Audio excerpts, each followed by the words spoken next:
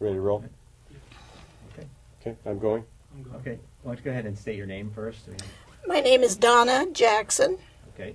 My name is Robert Bauman, and Donna Jackson will be telling us some stories. Today is July 16th of 2013, and this is being conducted on the campus of Washington State University, Tri-Cities. So at this point, I'll turn it over to you, Donna, and have you tell your stories. Okay. I'm going to tell you a story about John and Mary. They and their 4 kids lived in the Midwest. They had family working at Hanford and came west to join them in 1946. Now, when there is a housing shortage, private citizens try to fill the need and make some money. John and Mary found housing in what is now called Columbia Park. A man named Garst had a cherry orchard, and he put up tents and shacks to rent. Mr. Paulson had a farmhouse just west of that, and he divided his land into Paulson's Plats and built small houses on it to rent or sell. The businesses that were in that area at that time were Wild Bill's Garage, Sherry's Groceries, and there was a drive-in theater and a tavern. John and Mary bought one of Paulson's 3-room houses, and they bought 3 extra lots for a total of $1,600. Actually, it was a 2-bathroom house. There were 3 rooms plus a small bathroom with a shower, stool, and sink. But built on the outside of a house was a small concrete block washroom with a laundry tub, space for a washing machine, and a toilet. You had to go outside to get to it, but actually this turned out to be quite convenient. When more of their family arrived in the area, they set up tents, and they had a toilet available for their use. And it was handy for the kids, too, because they didn't have to come in the house. There were about 8 houses in Paulson's Plats, and several of the families living there wanted to grow a garden and tried, but it just didn't work. The canal was south of them, and so much water seeped into their yard that nothing would grow. Now, John and Mary lived there 2 years before the big flood of 1948. Being right on the river, they were flooded out. They moved into a tent on what is now Highway 12. Each morning they would get up and look over to see what things were like where their house was. One morning they found their very own ice box had floated loose and right up to the bank below where they were camped.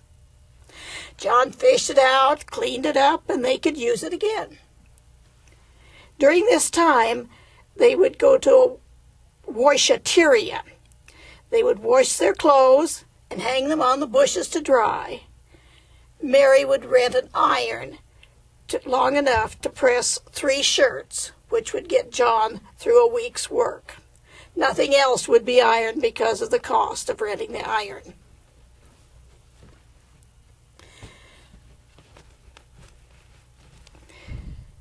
Now, when they were there in Paulson's Flats, there was ice delivery for their ice box. But there wasn't any ice delivery in town because nobody was allowed to go into town. No deliveries of any kind. As Mary said, they just didn't. They were afraid people would blab about what was going on. Well, the water finally receded, and they went out to check their house. There were big holes in the walls. The wood flooring had come off and washed down the river, presumably into the Pacific Ocean. The kitchen floor didn't come loose because the wood stove was heavy enough to keep it in place. Mary's dad and the Red Cross came to help put in new wallboard and flooring so they could move back into their house. Another problem during the time of the flood was getting to work at Hanford. At that time, the bridge across the Yakima was down at river level, and during the flood, no one could cross it. John had a ride that would take him going up across the Horse Heaven Hills and around.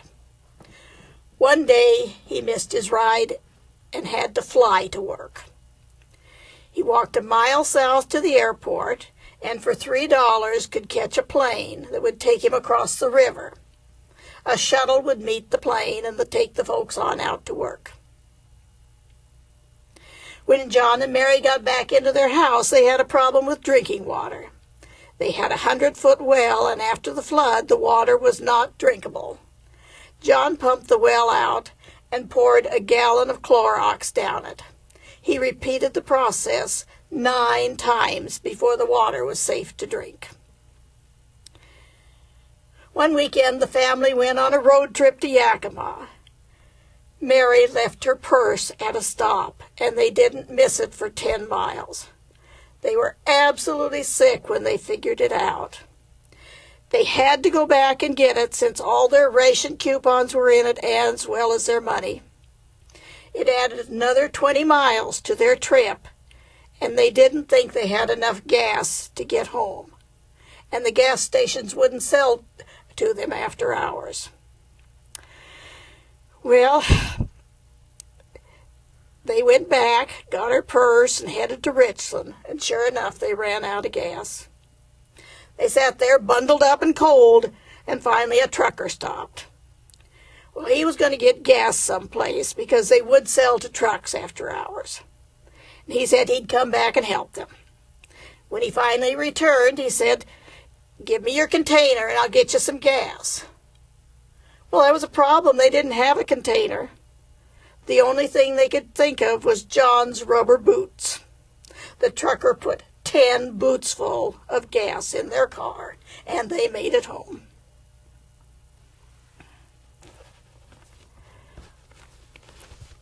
One of Mary's friends, who lived in Richland proper, took in boarders and cooked meals for 3 people that lived in Sunnyside. They went home on weekends, but part of the deal was that they gave her part of their ration coupons. This friend also had a small coupe to drive. There were shortages of everything, and when someone heard there was a line somewhere, everyone got excited. They never knew what would be for sale, but it didn't matter. She would drive through the neighborhood tooting her horn, and the women would come out and jump into the car. Sometimes some would even hang on to the running board. They would get in line and then find out what was for sale. It didn't matter. They would buy it, and if they didn't need it, their friends did. What is now Columbia Center was a garbage dump. When you shop there today, you sometimes think it still is. One family gathering place was Howard Amon Park, which had a swimming pool. The family would have a picnic ready, and when Dad got home from work, they would head for the park. Mom would stake out a picnic spot, and Dad and kids would head for the pool. They would wait in line, 40 to 50 minutes. You could be in the pool for 30 minutes, and then everybody got out and a new group got in. Obviously, there were more people that would fit in the pool. The community celebrated Richland Days on Labor Day weekend for a few years. This changed to Atomic Frontier Days with parades and celebrations, and then this was combined to make the Benton-Franklin County Fair. In 1949, the government was building the dam at Umatilla, and they condemned the land in the Columbia Park area and bought everyone out. John and Mary were able to get a 3-bedroom prefab in Richland, and they paid $37 a month rent. In their block on Snow Street, the government paid for everything but the rent. The trash trucks came right to your back door where the garbage cans were in a little shed and took them from there. There was one lawnmower for the block, a real-type push mower. Not that there was much gas. There was one phone outside on a pole for the block. The housewives could call housing for mouse traps. They were brought out and baited. Then you called housing to collect the traps and the mice. When they bought their ranch house, the monthly payment was huge, $76. It was nearly double what their rent had been, and they didn't know if they could afford it. The house cost $10,500, and if you committed to stay there for a certain length of time, the purchase price went down $800. They gladly made that commitment.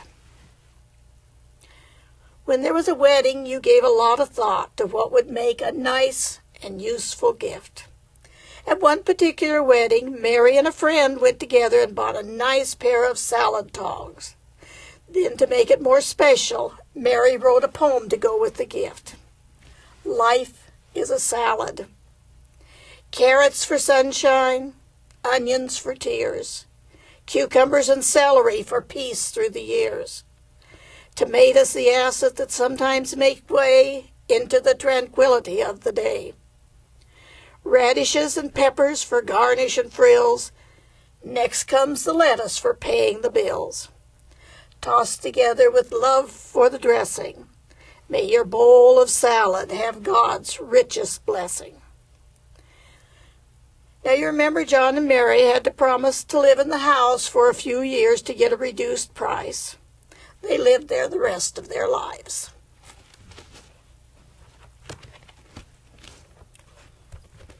And then I have another story about Dick and Liz.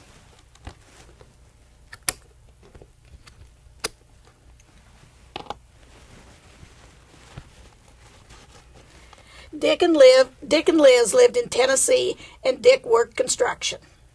This work provided a nomadic way of life for this family and their 3 small children. Dick would get a job, the family would pack up and move to the newest location. As soon as they could find a place to live, Dick would be off to work.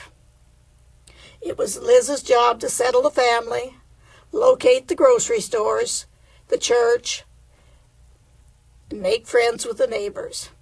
They would stay 6 months to a year, and then they would move to another job. They worked in Nebraska, Oklahoma, Michigan, and Tennessee. Liz was tired of moving around. She had a dream. She dreamt of a yard where she could grow flowers. She dreamt of living in one place for the rest of her life, not starting over every few months. Well, Dick went to Memphis one day. When he got home, he showed her his train ticket to Hanford, Washington. He had been given a job on a construction crew at Hanford, and they gave him a train ticket to get there. He and Liz talked, and the next day he got on the train for Washington State. When he arrived in Pasco, he was met at the train station and given a ride directly to the job site and put to work. Liz saw her dream of a home and permanence fly out the window. Again, she had to make travel plans. Where on earth was Hanford? What would be there? Where would they live? Would they have schools? Would there be any kind of civilization? Washington State was 3,000 miles away. Well, Liz didn't question the arrangements. Her place was with her family, and her husband was the provider. She would go where he was working. Liz made arrangements to bring the children out to Hanford. She had to make choices, what she could take with her and what she had to leave behind. She had a friend who worked for the railroad, and he helped her as she packed her linens and her dishes and clothes. One large item she couldn't leave behind was her treadle sewing machine. She needed it for making and mending clothes. Her friend from the railroad helped her to get her belongings shipped, and then took her and the children to the station and put them on the train for this place, clear across the country, called Hanford.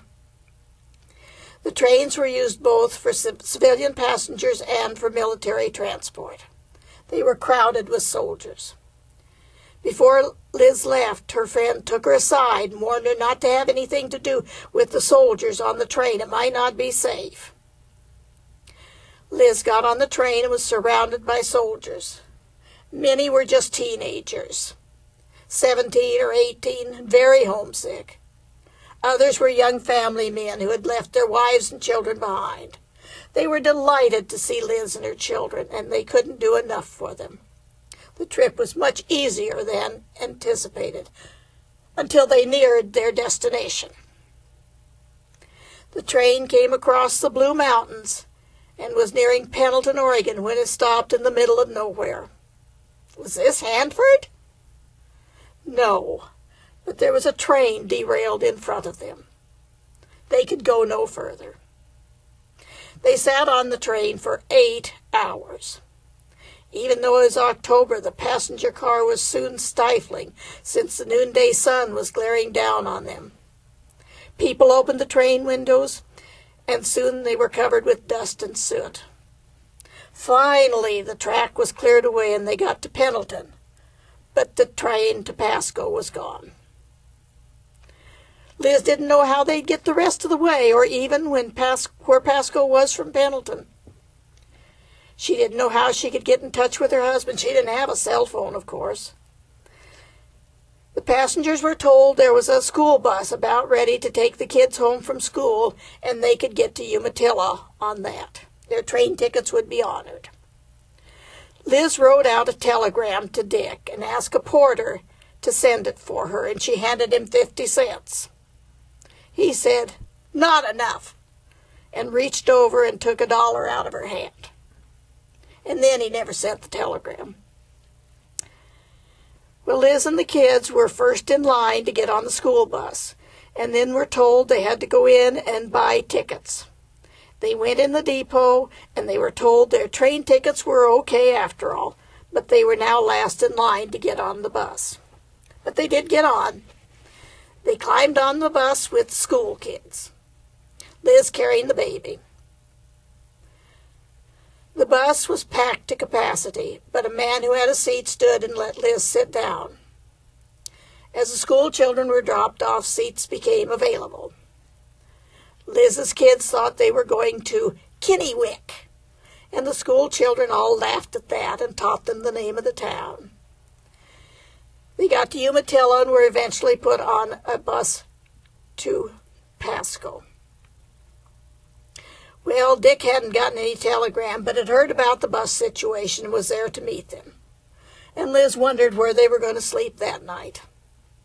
Imagine her relief when Dick had told her he had just that day gotten a 3-bedroom prefab for his family, and it was furnished. The furniture was minimal but functional. There's 1 double bed and the necessary number of single beds for the children. There was a table and 6 chairs, a couch and a chair, a stove, and an icebox. The only linen was 1 comforter for the double bed. There were no curtains, no trees, no grass, no flowers, but you know, it really didn't matter. They were in a house. They were together again as a family. They went to bed that night. The children were covered with their coats, and Dick and Liz used the comforter. And the next day, things got much better. All the things she had shipped arrived. They had dishes and pans and linens and clothes and even her sewing machine. Soon there were curtains at the window. Trees, grass, and flowers took a while longer. They were cared for in their little house. If the house needed painting, it was painted for them. If the furniture broke, it was replaced. If the light bulbs burned out, somebody came and changed them. Dick's job was to work construction. Liz's job was to care for her husband and family. Everything they did was as a family. Neighbors would come over in the evenings, and they'd put the children to bed and play pinochle.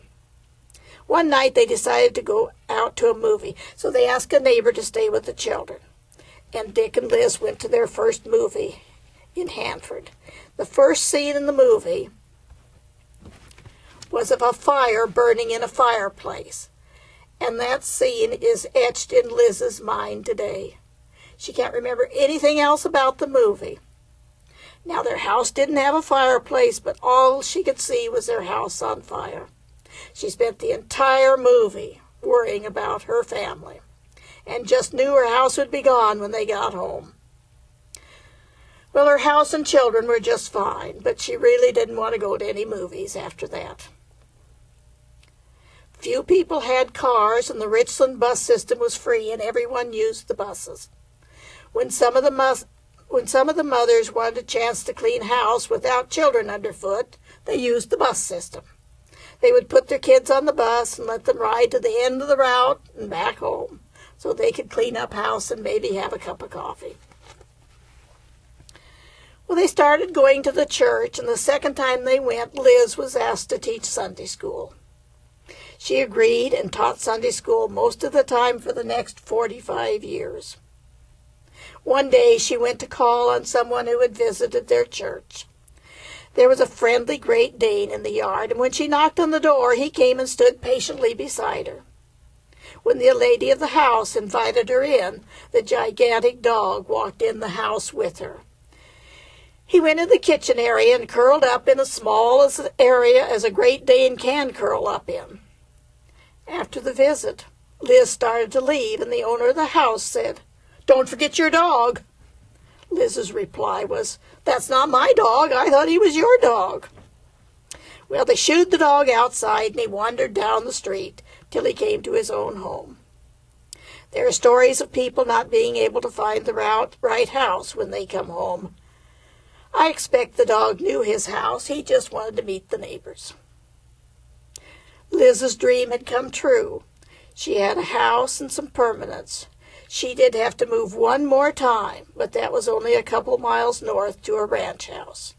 She had lots of flowers in her yard. She raised her children and has been part of the same church family for 45 years. Dick passed away a few years ago, but Liz is still comfortable in her home. That's great. Those are my stories from friends who grew up here. I think it's great to just end it there. Asking questions, I don't think Okay. I think it's great. It Okay. was.